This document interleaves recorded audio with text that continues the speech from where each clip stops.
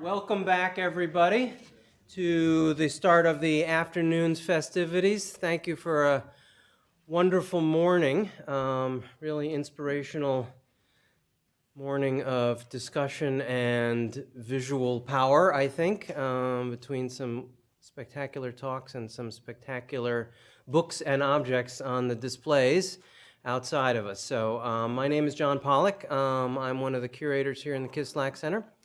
And as is custom, I am just going to briefly set the stage and introduce our speakers and then step out of the way. Just by way of noting, I myself encountered, I'm an early Americanist by training, encountered Swift, of course, as an undergraduate and then more seriously as a graduate student here at Penn. But I really didn't meet Swift until I was a staff member here in this department, and I met James Woolley, who, and later friends and disciples like Steve Carrion, who introduced me to our spectacular collections of Swift in their extraordinary detail. We have hiding in the back of this department a little device called a collator. It's a tool of bibliographic specialty that allows people to compare seemingly identical texts, and by a game of mirrors, imperceptible typographic variations can appear to the well-trained eye if you know what you're looking for. One of the pleasures I looked for whenever James Woolley came to visit was that I knew I could have the opportunity to lug out that collator and that he would reveal some mysteries to us all in the reading room with the extraordinary comparisons of text that he was at that time making. And so that legacy, it's nice to see, continues. It's nice to see some of our next generation of students part of this world as well. So I'm looking forward to that. So I will just briefly introduce our two speakers, give you their titles, and then we'll get started. Our first speaker this afternoon is Ruth Mingus. She is at Aix-Marseille University, so she's joining us from one of the longer trips, I think, even a little longer than Ian back there. She is a specialist in comparative literature, what her PhD is in, and works on both 17th and 18th century French and English travel writing. One of her most recent publications is an online publication in the journal E-Rea, which is has a special issue devoted to Frontières dans la littérature de voyage, which I recommend to you. It is online and open access, right? Yes. So Ruth will be talking about her official title today is A Graphic 21st Century Gulliver, Martin Rowson's graphic novel Gulliver's Travels. I should mention, many of you saw this, that book is on display in the Lee Library. If you didn't get to see it, we can show it to you during the break.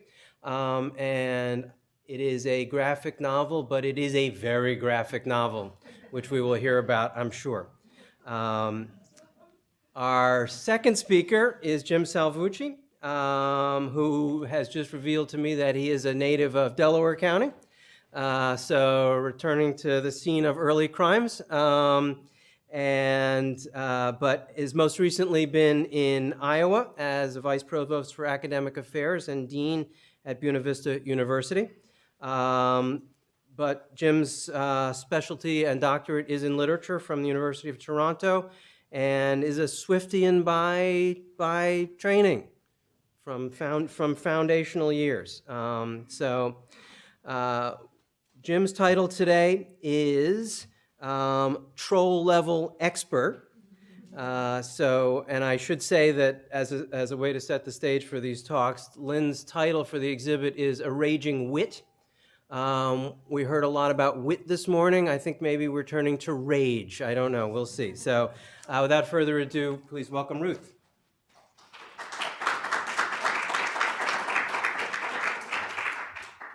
Thank you very much. I'm very pleased to be here after a long trip, and I'd like to add my voice to the chorus of thanks to Lynn and her team for this incredibly well-organized, efficiently run conference.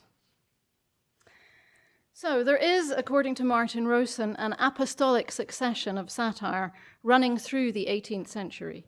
In 1726, barely 2 months after Gulliver's Travels was published, William Hogarth produced this engraving showing Gulliver being administered an enema with a fire engine as a punishment for urinating on the burning palace of Brobdingnag.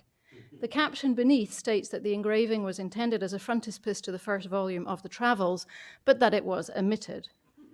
There is, of course, no evidence whatever to back up this claim, and nor, as you can see, does Hogarth's cartoon represent a scene taken from Swift's work, although it contains an obvious allusion to the episode in which Gulliver extinguishes the fire in the royal palace, as well as echoes of some of the pseudo-scientific experiments carried out in the Academy of Legado.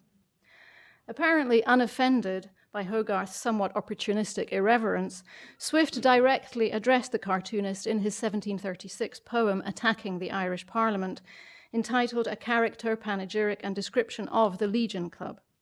In it, he suggests that he and Hogarth should unite their satiric forces against his targets. How I want thee, humorous Hogarth, thou, I hear, a pleasant Rogart. Were but you and I acquainted, every monster should be painted. You should try your graving tools on this odious group of fools. Draw the beasts as I describe them. Form their features while I jibe them. Draw them like, for I assure you, you will need no caricatura. Draw them so that we may trace all the soul in every face. As this poem was one of the last that Swift wrote, and his mental and physical health declined rapidly, nothing came of his interesting suggestion that he and Hogarth should become, as Martin Rowson puts it, the Hunter S. Thompson and Ralph Steadman of the Enlightenment. However, in his well-known self-portrait, The Painter and His Pug, Hogarth represented the affinities between himself and Swift. Here he's depicted himself as leaning on 3 volumes which epitomize the literary genres of drama, epic, poetry, and satire, respectively represented by Shakespeare, Milton, and Swift in these 3 volumes. Although the painting is dated 1745, the year of Swift's death, X-ray analysis has shown that Hogarth began work on it in the mid-1730s, that is, around the time that Swift's poem was published. The succession referred to by Rowson does not, of course, end there. It continues through Hogarth's published, this time frontispiece illustration for Tristram Shandy, which appeared in 1760, and into the early 19th century with Gilray's 2 depictions of George III and Napoleon Bonaparte as, respectively, the King of Brobdingnag and Lemuel Gulliver. It also includes Rowson's own graphic novel adaptation of Gulliver's Travels. For those who may not be familiar with Martin Rowson's work, he's a fairly left-wing cartoonist specializing in political satire. His cartoons appear regularly in the UK in the Guardian and Daily Mirror newspapers. This, for instance, was his reaction to Boris Johnson's particularly repulsive speech on Valentine's Day, suggesting that if the British people just came together, they could move towards the sunlit uplands of Brexit in great happiness. You can see down on the right his 350 million pieces of silver with which they conned people into voting leave. And this was Rowson's reaction to the publication of Fire and Fury, with Donald Trump being told, we can get out of this, boss, we just need to be more obnoxious. Rowson has also produced graphic novel versions of Tristram Shandy and Eliot's The Wasteland, as well as illustrations for a new edition of Sterne's Sentimental Journey, which is to be published on the 27th of February. While he adopts, as you can see, a fairly anti-establishment stance, Martin Rowson holds a degree in English literature from Cambridge University, and his work is profoundly influenced by his knowledge of literature and art, including particularly those of the 18th century. And it's the connections between his work and 18th century satire, the ways in which Rowson consciously, openly fits into that tradition in order to achieve his specific ends, that I'd like to address in this inevitably short paper. Rowson's adapted and updated Gulliver's Travels was published, as you saw, in 2012, but he's dated its genesis back to 1998 and the aftermath of the death of Princess Diana. The very un-British outpouring of collective grief, combined with anger and outrage at those who dared to express anything else, led to comments at the time that there was now no place in Britain for satire. Rowson has said that as he felt satire was particularly vital just then, since most people seemed to be taking leave of their senses, the idea came to him of reworking Gulliver's Travels, of sending a modern descendant of Lemuel Gulliver back to the remote countries described in Swift's imaginary voyage. So that is what he did. In his afterword, which is a kind of mirror nod to Swift's complex paratextual material, the book is presented as the result of transcribing, editing, and adapting the 400 hours of frequently incoherent or inaudible audio tape of my co-author, Lionel Gulliver's narrativization therapy sessions, a job, we are told, which was made more complicated by the latter's status as a long-stay patient in a secure psychiatric unit. We are told also that it was Lionel Gulliver's decision to present his story in comic book form, which he views as the defining medium of the age, and that the illustrations prefacing each of the 4 sections of the book are Dr. Gulliver's own, produced on those rare occasions when it was considered safe enough to permit him access to the art block.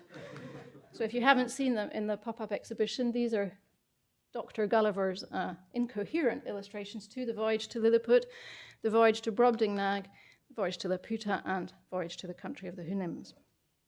So as you can tell from this, probably, the book reproduces the basic structure of Swift's text, with Lionel Gulliver undertaking 4 journeys to lands that are each presented and depicted in a different visual style. The cross-hatching, you can perhaps see here, that's used throughout the first voyage, the Voyage to Lilliput, links Rowson's work with that of William Hogarth, who used this technique extensively in his work. Closely echoing the first lines of the original Gulliver's Travels, the narrator presents himself as the 3rd of 5 sons and as having studied medicine at Emmanuel College, Cambridge. Immediately revealing Rowson's particular brand of savage indignation, Lionel Gulliver informs us that he was initially employed by Oxfam, a rather prescient choice, you might say, as operational projects manager overseeing mutilations strategy, during which time he both travelled a great deal and married Mrs. Mary Burton, daughter of Edmund Burton Hosier of Newgate Street, presumably one of the few Hosiers left in the United Kingdom. After which he took a job at the Secretariat of the World Institute for Forensic Therapy. On August the 31st, 1998, that is the date of Princess Diana's death, while he's in Paris attending a global forum on trepanation and kinship autotomy, his car is struck from behind in an underpass, and when he comes to, he's being ejected from a helicopter above the sea, is lucky to survive, and washes up in Lilliput in this new take on the classic image of Gulliver bound by Lilliputian ties. In the Voyage to Brobdingnag, where the giants are depicted, as you can see here, as primitive savages reminiscent, in fact, of the Yahoos, Rowson adopts a different splatter technique in his illustration, with kind of splashes of ink all around the place. The somewhat messy appearance of the pages seems to reflect the fairly revolting, at times excremental vision, characteristic both of Swift's and Rowson's texts, which highlight the more unappetizing aspects of human nature by placing them here, as it were, under a microscope. In the 3rd voyage, Balnibarbi, for example, is depicted as a wild battle zone using imagery reminiscent of war comics, while Laputa, oppressively like an Escher woodcut, and also with echoes, I think, of Renaissance paintings of towns with houses clustering together, Laputa in Rowson's work has become a World Heritage Site and now permanent host to the Global Diplomatic Perpetual Plenary Summit. While he's there, Lionel Gulliver attends seminars on the challenge of leadership in a future of changing crises and growth, growth challenges in the changing future of crisis leadership, a disquisition on the future of changing the growth in leading challenge-ship, and a seminar on the crisis in the growth of changing future challenges leadership. I'm glad I managed to read all that. The Academy of Legado with, if you can see it here on the top left, a statue of a shriveled cucumber, prominently displayed in its courtyard, has become a heritage campus, exploring new solutions to meet the challenges of scientific research funding, to outreach towards forging new funding partnership adventure opportunities, And the verbose speech bubbles on these pages threaten to overwhelm not only the images, but also the depressed researcher whom Gulliver encounters, and who you can see in the top far right frame there. The fourth voyage to the land of the Houyhnhnms depicts a country in which the rational horses, after putting down a Yahoo mutiny which they assume to have been fomented by the narrator's ancestor Lemuel, have managed at last to restore order, efficiency, and reason, which is evidenced by the increasing density of the geometric squares making up each page. The German black letter font that you can perhaps see here, which is used in direct exchanges between Houyhnhnms, indicates that they have, in fact, become a Nazi-style master race who allow groups of statesmen, central bankers, CEOs, celebrities, and so on to tour their land and marvel at its rational purity, but who also economically resource the Yahoos, using them both as slave labor and as the smoking chimney stacks of a new carbon filtration unit chillingly suggest, as fuel. Exiled from Houyhnhnmland because he is clearly a Yahoo like the others, Lionel Gulliver sets sail for home, and upon examining the cargo in the absurdly towering container ship he's traveling on, he discovers that the Houyhnhnms also export goods made from Yahoo leather and excrement, as well as a pharmacopoeia of medicaments refined from harvested Yahoo viscera. Among the goods transported, Gulliver unearths, you can see bottom right, a shipment of books of beautifully printed volumes bound in hand-tooled Yahoo vellum, showing once again my master's reverence for learning. The book in question, as you can see, is an adaptation, probably for children, of Swift's Gulliver's Travels, which Rowson's narrator, in a form of intertextual mise en abîme, commences reading as he sails away from the land of the Houyhnhnms, while Kalashnikov-wielding pirates speed towards his ship. So as you can perhaps gather from this brief synopsis, Rowson's graphic novel very much takes its lead from Swift's original text in presenting a critique of contemporary society, but it does so in visual as well as textual form.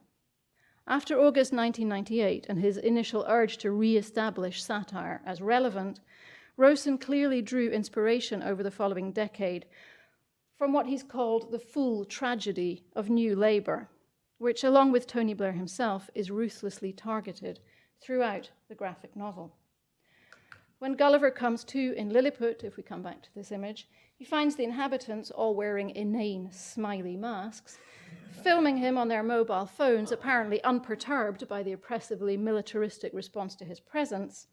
And I don't know how well you can see him. If we look here, Tony Blair is instantly recognizable just from his ears and the way he is standing down there on the right with his hands clasped. I would love to be able to depict somebody just from a few traits like that. It's very, very clever.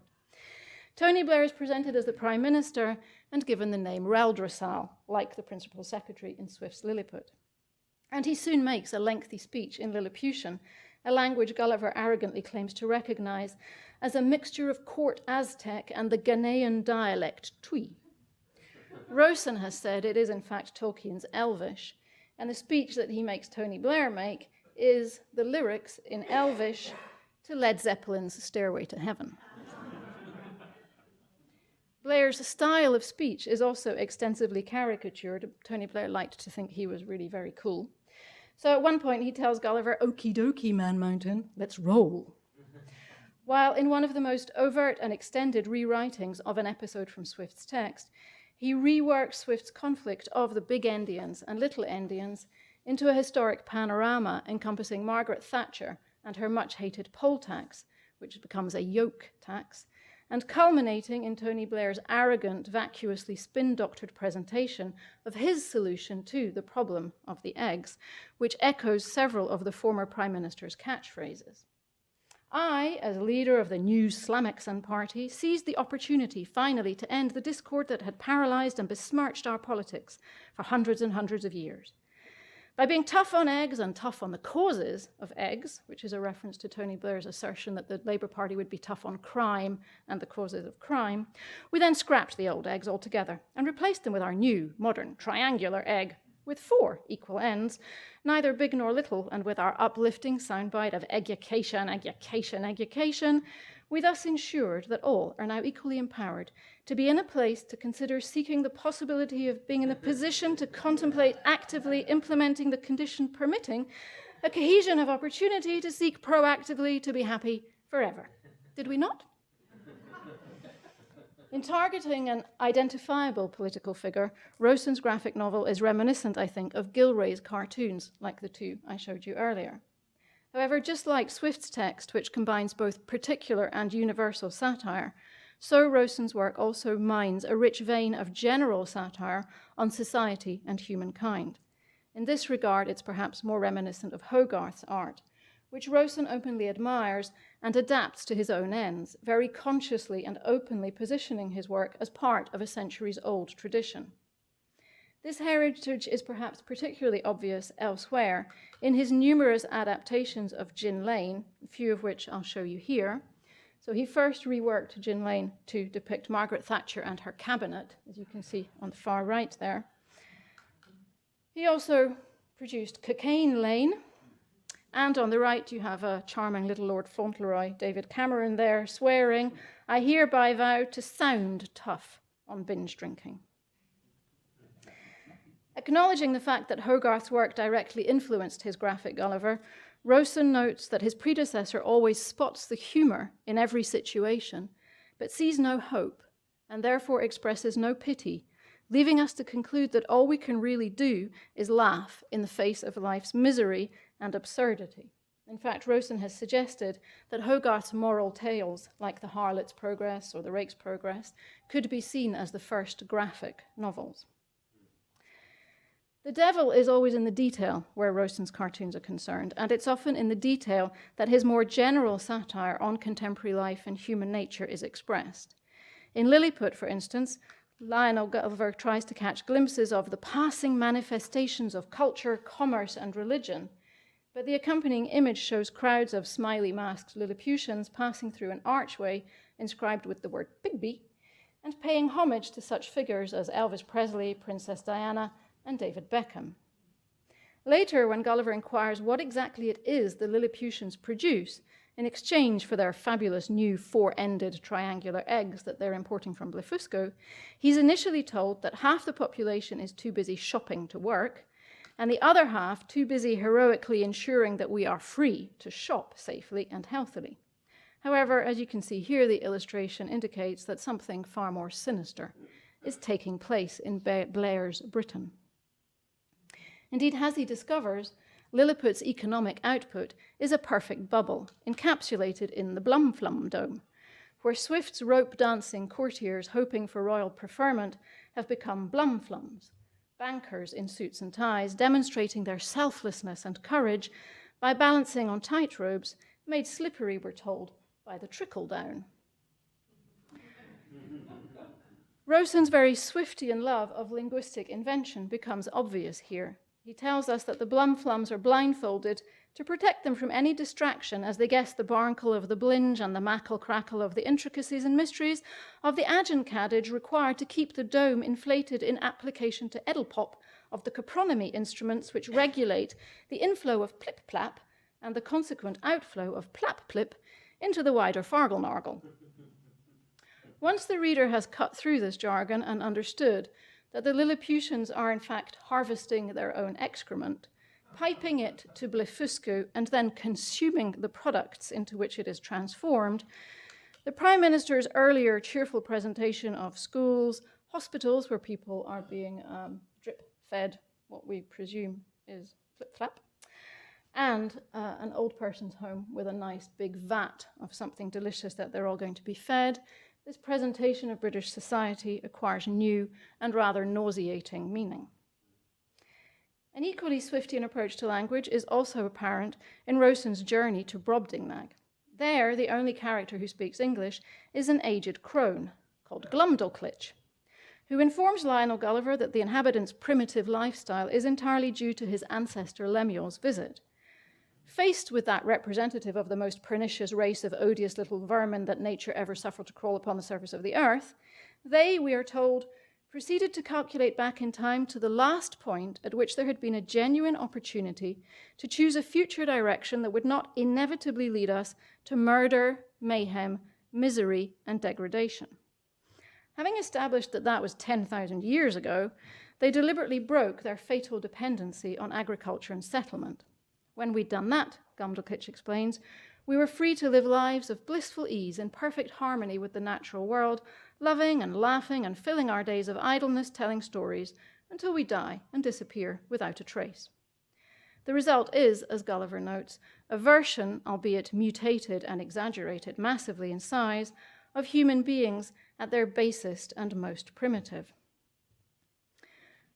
Far more systematically than Swift, Rowson provides his giants with a language of their own, one that reflects not only their primitive nature, but also his own love of four-letter words, so you will excuse me for what comes next. It's just comprehensible enough to encourage us to try and decode what they are saying, while simultaneously being impenetrable enough to make us feel, as one often does where Swift's imaginary languages are concerned, that in scrutinizing it so closely and trying to understand it, we're walking straight into the author's trap. So I don't know if you can see what's being said down here on the right. While "take me to ya fucking leader" is probably decodable from the context, a sentence like this, I think, is less so. If you look at it, it appears to say car, mond, arlin, euro, near, ayayin, garnier, vaticow. If, however, you read it with a Cockney accent, you can work out that it's saying, "Come on, darling, you're on your own here. I ain't going near that old cow." I didn't have time, I'm afraid, to leave you 5 minutes to try and decode it, so I did it for you. And as you are decoding this, I can tell you from experience that you really do feel that Martin Rowson is chuckling up his sleeve, sniggering at your efforts to understand his foul-mouthed Brobdingnagians. Once you've got the answer, you feel a bit of a fool. So in this apostolic succession, which he's identified, Rowson is a very self-conscious heir to those who came before him. Most notably, he combines the lashing irony of Swift's prose with Hogarth's detailed crosshatch depictions of the absurdity of contemporary life, peppered with a little dash of Gilroy's barbed, more personal caricature. In terms of Rowson's satirical approach, if we adhere to the perhaps simplistic but nonetheless useful division between a kind of urbane, humoristic, Horatian form of satire and a savagely indignant Juvenalian one, his work is clearly located towards the latter end of the spectrum. Rowson has repeatedly declared that satire has no corrective powers. Its function, in his view, is that of a kind of voodoo, inflicting damage at a distance with a sharp object in order to even up the score between the powerful and the powerless. Satire, according to Martin Rowson, is not corrective surgery with a shovel. In fact, it's there to help us to keep laughing in an attempt to make ourselves feel better about the awful things going on around us. Something I think we can all relate to at the moment, as the world is going to hell in a handcart. Satirists have made something of a comeback. The purpose of satire is not to topple the kings from their thrones, he said. It's just to make us feel better about the fact that they're sitting on the thrones in the first place. So while Swift famously claimed that his main aim in writing Gulliver's Travels was to vex the world rather than divert it, Rowson suggests that his visual satire is intended primarily to divert the world, though he clearly does not mind vexing a few people in the process. Although there are other graphic novel versions of Gulliver's Travels, all the ones I have encountered anyway are aimed at children and teenagers and are kind of adaptations of Swift's text. Martin Rowson's, I think, is unquestionably the only one thus far to have reworked the text in a way that so closely intertwines aspects of Swift's textual satire with the satiric visual art of his apostolic successors, bringing Gulliver exuberantly and graphically in more ways than one into the 21st century. Thank you.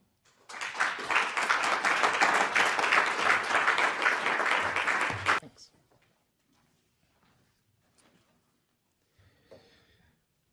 Well, because it's entirely appropriate and well warranted, and also because it seems to be what is being done, I too want to thank Lynn and all the organizers of this event. It's been pretty great so far. Heard 3 papers now, and I'm surprised at there's a certain amount of resonance with what I'm about to do, because, well, now for something completely different. Imagine this. Jonathan Swift with access to present-day social media. Would Isaac Bickerstaff have a Twitter account? Actually, he has several, some of which appear to be bots. Would Swift troll?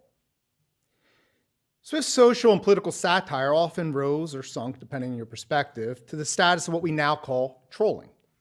The definition of trolling, usually pejorative, is ripening rapidly while careening from slang to standard, and it is certainly encompassing more than just satire. Still, much of today's trolling has plenty in common with Swift's satiric efforts, as well as others. Consider such works as A Tale of a Tub, A Modest Proposal, or the materials associated with the Bickerstaff hoax. In addition to their artistic, cultural, and historical value, each constitutes first-rate trolling from the 21st century perspective. Swift was, in fact, a troll of the highest order, working within the most technologically advanced social medium of his day, printed prose and poetry. While terming such works trolling risks trivializing them, what is trenchant satire if not trolling of a kind? Indeed, the best of 21st century trolling is satiric performance across media and genres, and not just social media. It seeks to expose, subvert, and vex, thus provoking a response that further lays bare the subject, an objective matched by much of Swift's satiric output. For readers, the venom of Swift's satire, having traveled across 3 centuries, tends to grow inert, even fatuous. But viewing Swift, by the way, I don't know if anybody's seen this movie. I've been told by students over and over, don't. But viewing Swift through the lens of contemporary trolling can re-intensify the perceived acrimony that pervades the satiric work. It also provides insight into the purposes and methodologies of present-day trolling. Could some troll, perhaps more literary and less ephemeral than what is typical, soon emerge as a latter-day Swift? Most pertinently, though, perceiving the troll at the core of Jonathan Swift offers insight into his contemporary impact and his preferred insider audience. So first, let's examine the phenomenon of trolling. Often, trolling is associated with social media, but its scope is far more expansive. For instance, a common observation is that the President of these United States sometimes uses his Twitter account to troll the press, the public, or other enemies. But it's not too far-fetched to suggest that his trolling activities extend far beyond the Twitter platform. In fact, some of his most troll-like behavior has occurred during public appearances. Press conferences, meetings, signing ceremonies, speeches, and the like. And if you're not aware of what that image is, this is Donald Trump impersonating a reporter with disabilities, Serge Kovaleski. Whatever your politics, it is impossible to disassociate President Trump's more outlandish statements and performances from trolling. At their worst, trolls are associated with narcissism and sadism. As Jennifer Goldbeck writes in Psychology Today, an internet troll is someone who comes into a discussion and posts comments designed to upset or disrupt the conversation. Often, in fact, it seems like there is no real purpose behind their comments except to upset everyone else involved. Trolls will lie, exaggerate, and offend to get a response, is what she says. While trolling is most often deeply negative, it is not always so, depending on your perspective. If you agree with the troll, you tend not to think it's negative. More broadly, it involves deploying some degree of anonymity or a persona to disrupt or subvert one's perceived ideological enemies. It can be playful, cruel, or simply manipulative. Judith Donath, in a paper from 1999, as far back as 1999, observes that trolling is a game about identity deception, albeit one that is played without the consent of most of the players. The troll deceives in the service of the truth, of a truth, or perhaps in service of some highly localized version of the truth. Trolls could be primarily satirists, parodists, ironists, propagandists, or merely hoaxers. Trolling is, usually, a commentary intended to critique or expose some perceived flaw, challenge a position or assumption, and or advance a corrective. Trolls utilize humor, irony, parody, hyperbole, etc., and are most happy when they have been most vexing to most of the audience or to a very specific target audience. In short, trolls have a whole lot in common with satirists, including the frequent use of irony. In fact, irony in both trolling and satirizing are used as covers for all manner of excess and insult.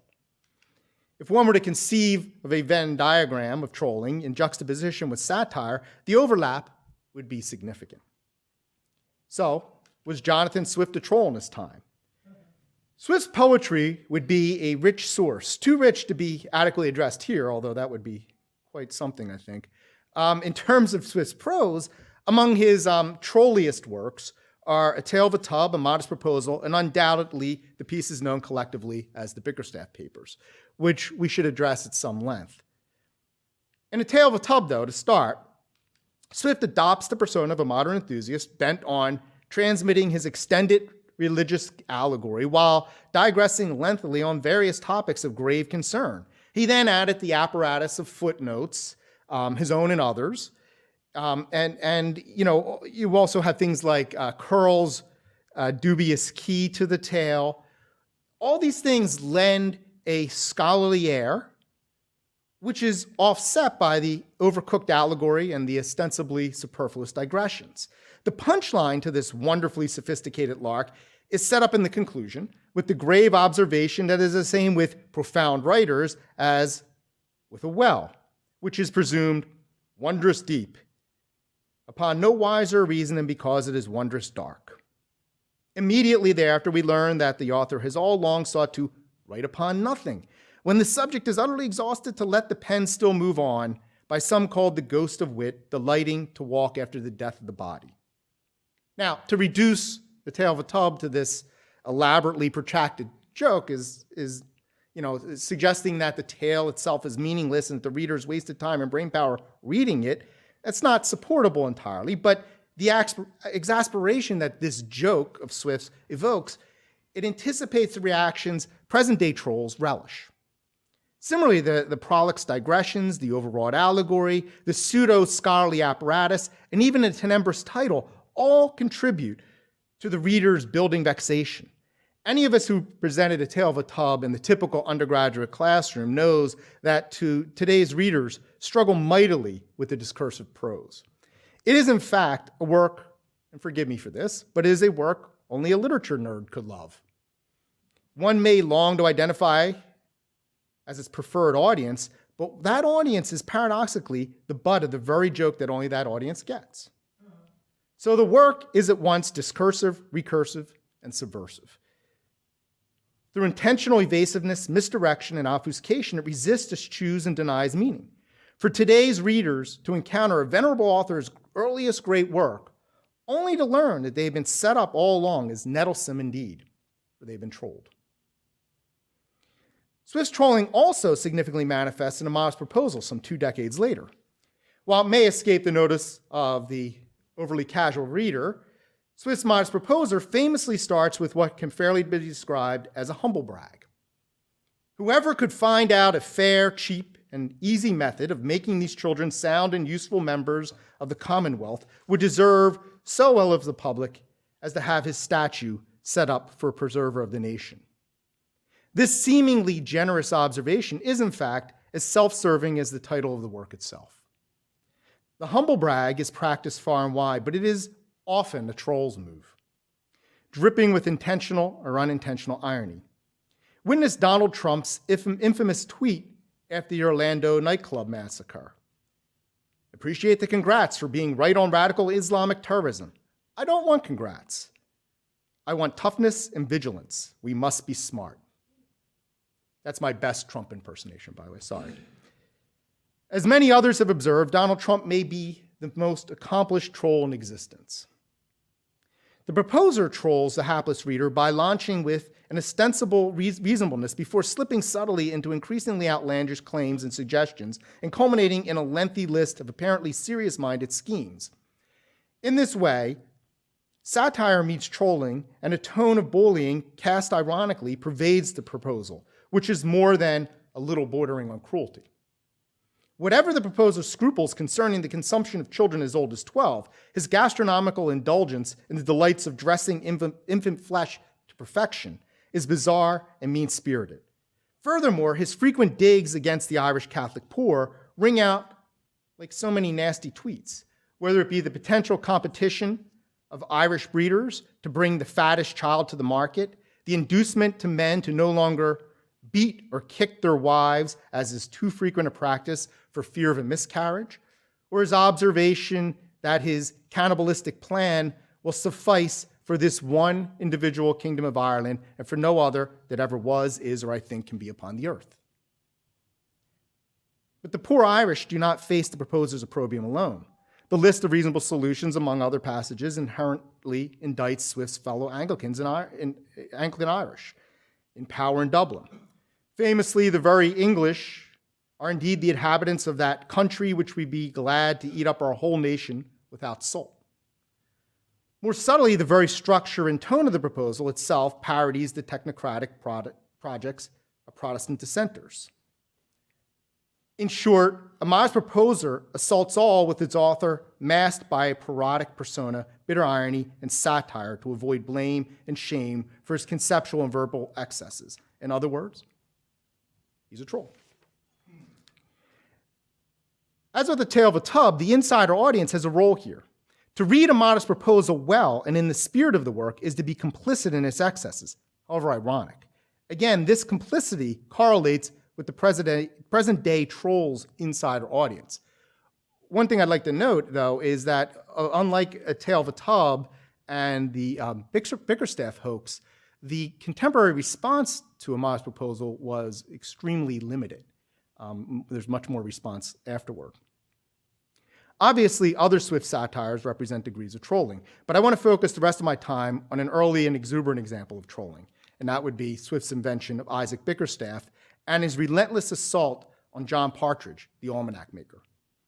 To rehearse the events, Swift devised the persona Isaac Bickerstaff to ridicule Partridge through a canny application of what can be identified as early 18th century fake news.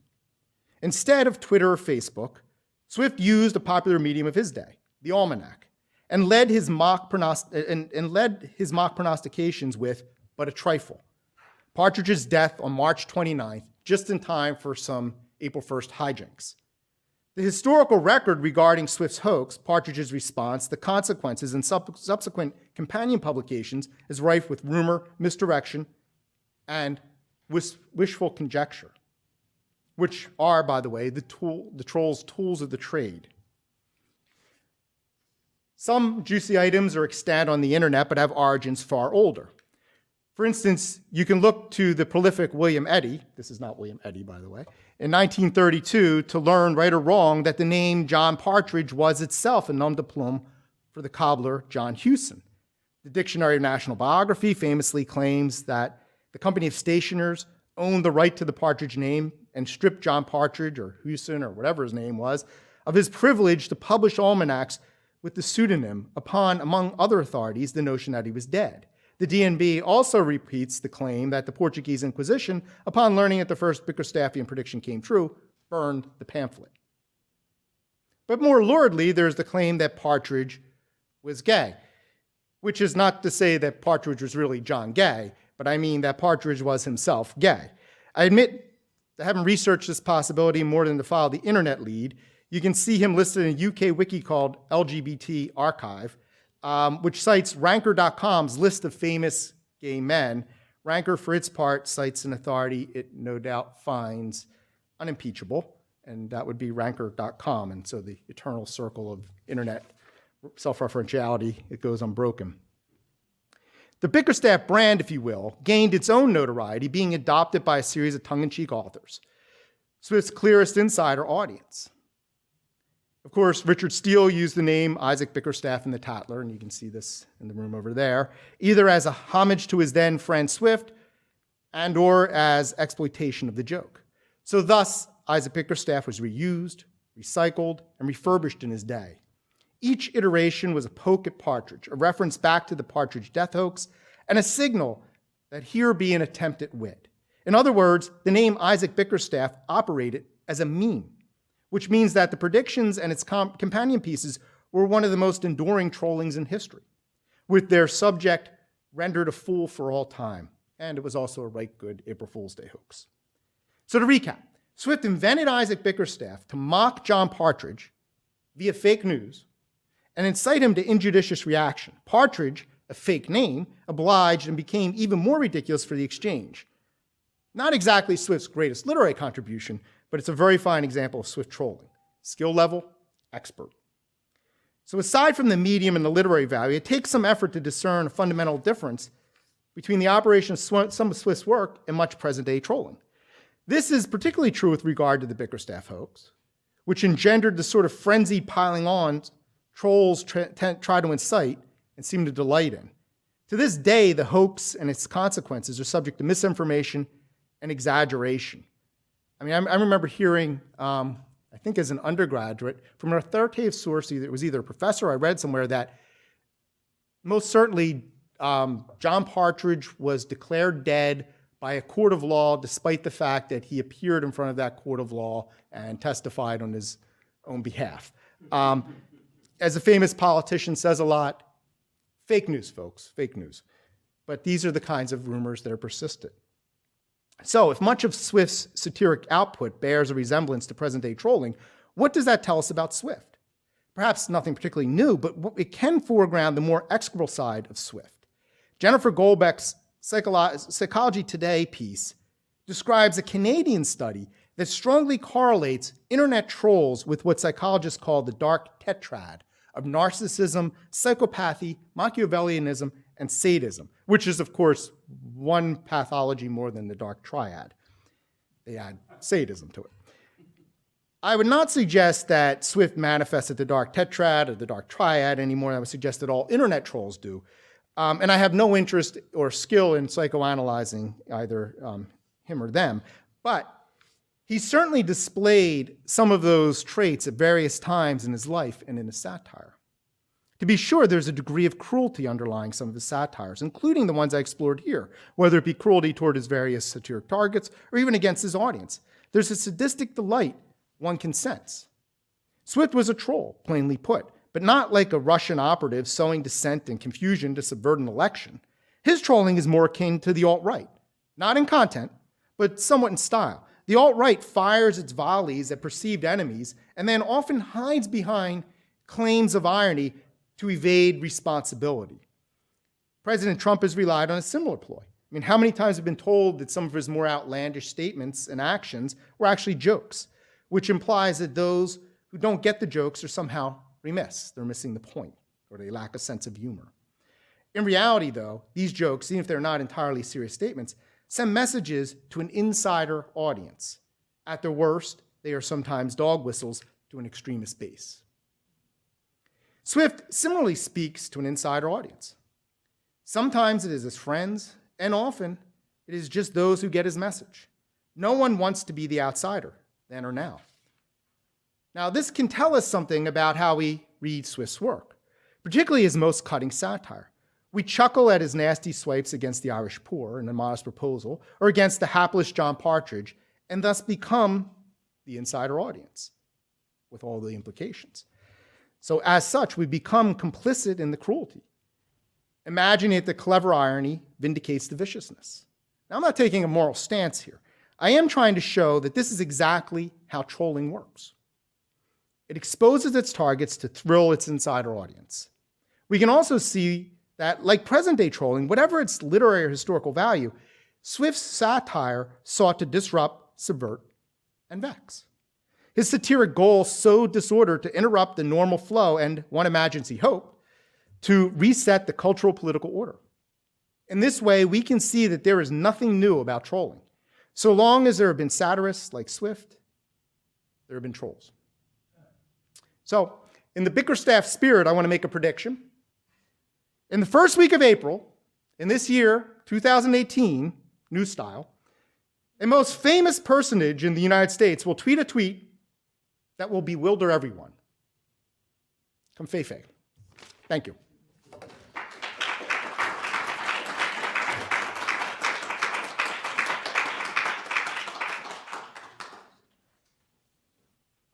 Leave that up there as a yeah, why don't you guys come on up and sit near a mic is all you need to do.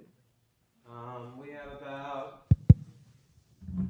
say, 10 minutes for Q&A in the back.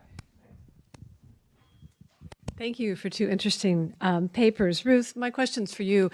In listening to your paper, I was really struck with some of the things that Paula talked about this morning in terms of orality and the role of orality in Rowson's graphic novel. I mean, both the fact that it's based on a book, quote unquote, based from these tapes that he listened to, the language that must be read aloud or read aloud with a Cockney accent, and of course the way graphic novel, just by its very form, privileges the idea of the oral with the, the bubble boxes, etc. Could you talk a little bit about that in terms of both the graphic novel and this particular adaptation?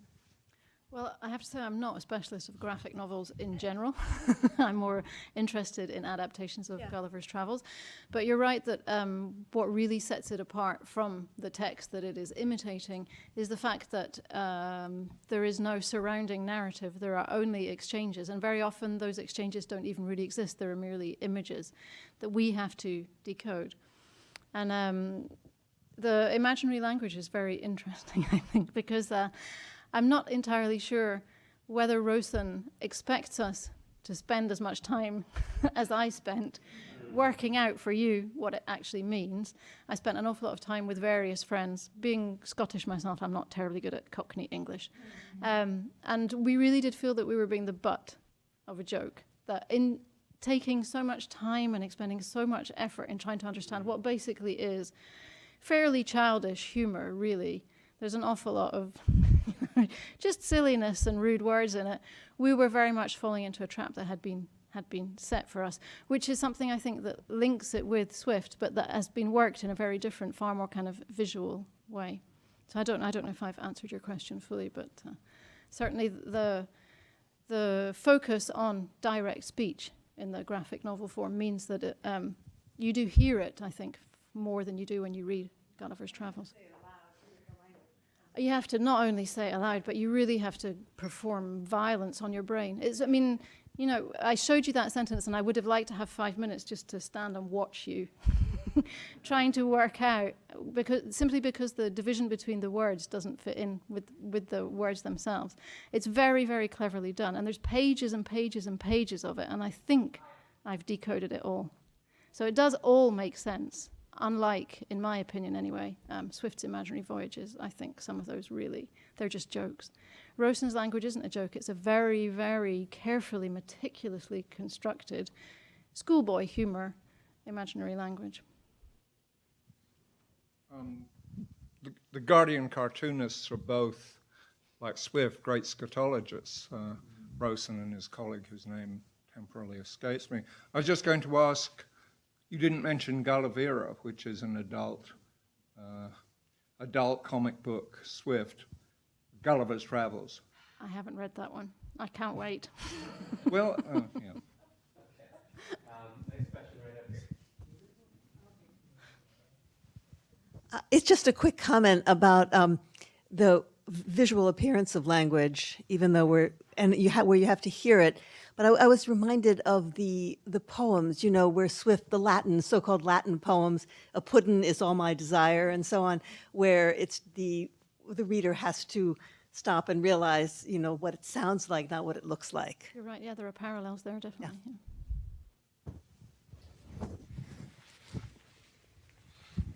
Hi, another question for Ruth. I think there's a wonderful paper. It's kind of a bigger question, really. I mean, that there's a kind of implicit periodization and kind of historicization, it seems, going on that I'm trying to wrap my head around with the Princess Diana car crash, Tony Blair, right through to like everything else just being terrible. And, Swift too, right? And then Rowson's riffing on this, right? The voyage wrecks on the anniversary of the 1688 revolution. And there's this sense that and kind of all the way through to Walpole, this is some kind of cumulative kind of thing that's been unleashed. And I wonder if we can read Rowson against himself in saying kind of, well, it just makes us feel better about how terrible everything is. I mean, is there a way we can read him as conceiving his own satirical project through Swift as having something of this same kind of scope? And is there a way that it makes sense to kind of view this as like New Labour was when everything started going downhill and all these bullshit millennial projects and,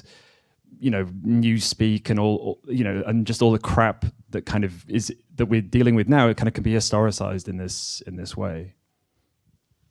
Well, I think Rowson, I'm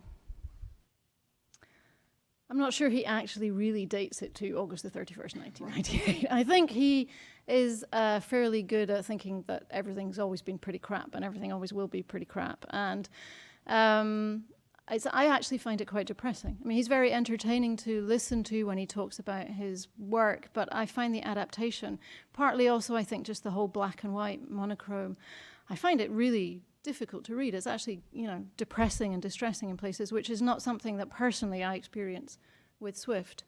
And this morning I was going to intervene, but then we kind of ran out of time. What I wanted to say was, in this discussion of kind of Swift's attitude to posterity and literature and books, is it seems to me he always has an incredibly keen sense of his own absurdity as well. He's just as ridiculous as the rest of us, really, even when he's shooting people down in flames, is where I might separate him perhaps from Trolls. Not that I'm terribly familiar with Trolls, but I think if you wanted to spot one of the many differences between Jonathan Swift and Donald Trump, it would be that when Swift trolls, if that's what he's doing, he knows what an idiot he's being, really, and he's just as daft as the rest of us.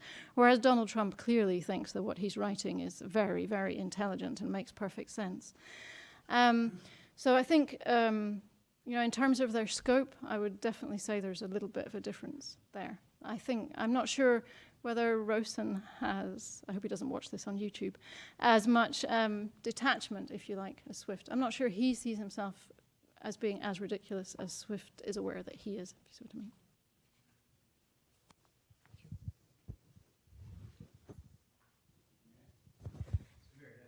This is for Jim. I presume part of the reason why you wanted us to engage with Swift via a sense of contemporary trolling is to remind us that the savage part of savage indignation is really a crucial feature of Swift's world that we, in some ways, looking back, tend to lose because we are celebrating so much, literally the joy of language that we participate in. But for a lot of his viewers and readers, he must have come across with precisely this kind of intensity of anger and denunciatory power that we, I think, have lost. And to that extent, Ruth, I'm not sure what it means for us to be able to label somebody like Swift as being so self-aware that he includes himself into the world of satire. I mean, that's almost a kind of retrospective effect we claim on reading his work, unless you think there are all kinds of visual or rhetorical clues that he has located in his own work that call attention to himself in a way that the world of the troll, today's troll, doesn't. So I'm wondering whether ours is a kind of critical back formation that allows him that kind of privilege that emerges from a general sense that satire always redounds on the person who produces it, rather than for us to locate it in our biographical understanding of Jonathan Swift, and for us enough to be able to say, well, he was different from other satirists in that he knew that he was poking fun of himself even as he poked fun of others. So I suppose mine is a kind of critical question. At which point do we locate this kind of understanding in the biography, the individual, or is it a structural feature of our understanding of the way in which satire of any kind, including the language of the troll, always redounds on itself? Yeah, that's a very good question, and it actually points up something I was struggling with in conceptualizing this paper. I mean, in many ways, you know, you can read it as Swift tells us something about modern day trolling, right? Which I was trying to avoid in the spirit of the conference, as much as, you know, what trolling can tell us about Swift, but that self-awareness. Let's use the troll perspective. We don't know. I mean, you know, and trolls they range. I'm trying to make that point. And I didn't mean to suggest that Trump and Swift have a whole lot in common. I was using Trump as a particularly well-known example. And I also didn't want to, I didn't feel like putting up slides of some of the really, really horrible things that people put on us that's trolling. But, you know, trolls, whether they are self-aware or not, the whole game is to pretend you are. And when you get found out or you get caught up or someone points out some mistake you've made or in logic or fact or both, to say, I was just kidding. And, you know, perhaps, and I don't know, biographically I don't know we really can answer that question. Perhaps it's exactly what Swift has done, right? He has written something in one spirit, and a pretty vicious spirit, savage indignation, right? On the one hand, and then when someone comes at him, he says, well, okay, now I recognize it's satire, and I'm going to sort of hide behind my irony. And that's what I'm suggesting. It's a way of looking at Swift as not being necessarily self-aware from the outset, but later on adopting that mask of the troll. Does that answer your question more or less? No, I'm wondering. I'm not sure that we have an immediate answer, but No. this is a large, Yeah. slippery question. Really. Yeah. It's a critical question that all of us grapple with in our own language when we comment on these kinds of issues. Yeah. I wonder if there's some other audience responses to this. It seems to me a really important issue about how we read and or who the we is in the reading and these questions of audience implication. I mean, I make reference to the insider audience, but there's also the satiric trap and all these other things happening. Well, the thing that sort of occurs to me as a similarity is the anonymity, and you know, leads to. Anyway, that's my observation. Yep.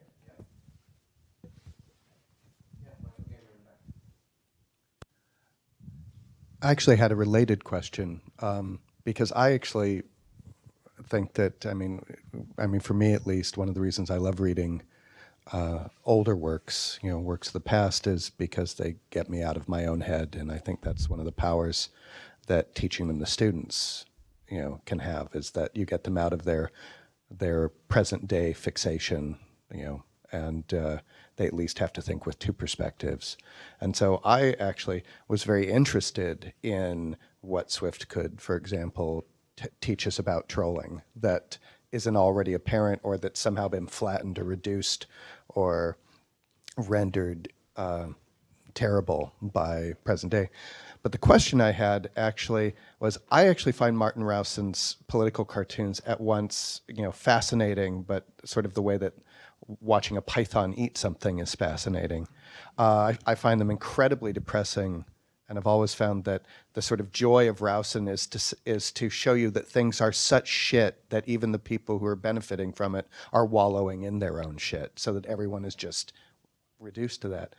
That said, my question, and it would extend to what can Swift teach us about trolling, but my real question is, within that adaptation of Gulliver's Travels, does Rowson have a reading of Swift that is that we might not otherwise see?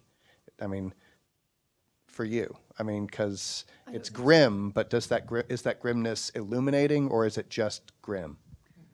I'm afraid I think it's just grim.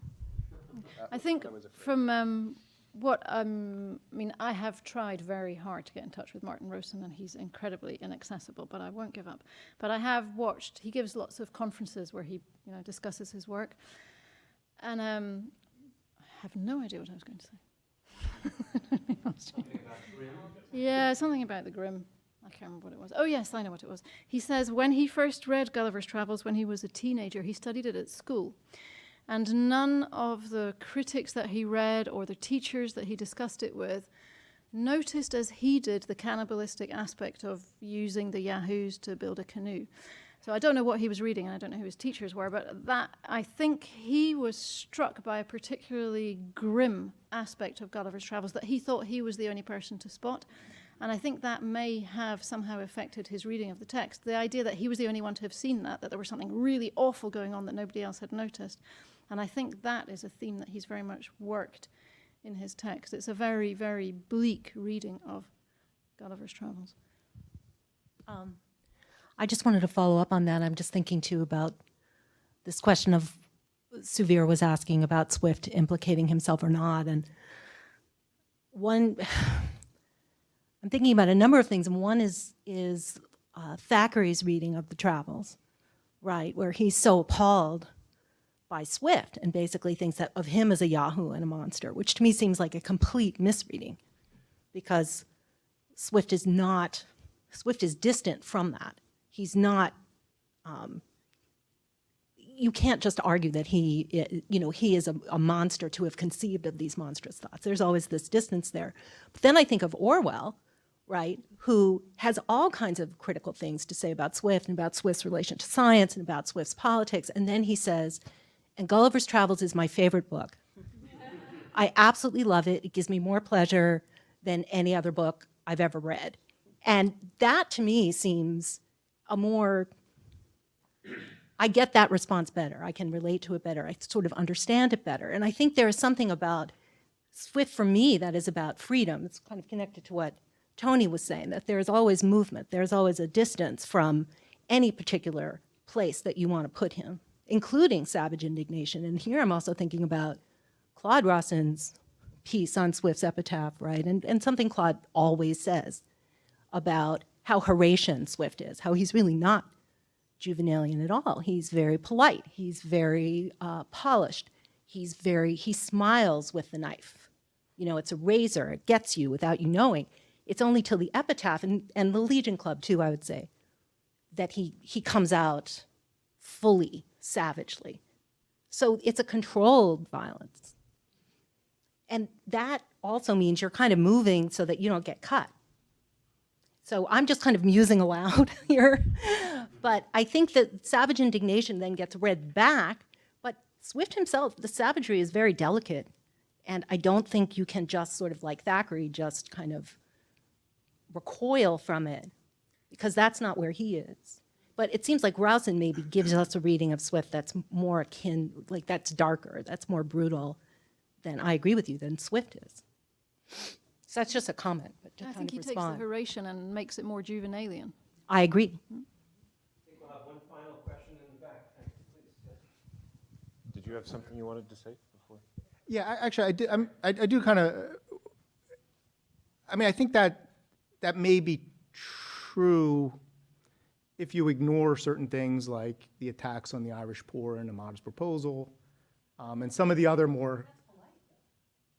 That's a very polite voice making those attacks. Yes, I agree with that. But they're pretty vicious too. You know, and there is a savage indignation underlying them. I wouldn't say we just read that back in later on. Yeah, no, I agree with you. Yeah. This is just a quick comment, I think in response to one of the earlier comments about the sense in which Rowson is actually interpreting Swift, and in a way that I think works really, really well. One of the things that I like best in the Lilliput sequences that you showed are the smiley face masks. Those are really good. And I think not just because they work well for the immediate English political context that he's sending up and commenting on, but also as an interpretation of the Lilliputians and how two-faced they are. I mean, it reminds us of how much this book has been read as children's literature. Always, you know, Lilliput. They never grapple with, in a lot of children's readings, you know, they hold off on the later books. But, you know, part of the appeal of the Lilliputians is that they look so cute and sweet and friendly.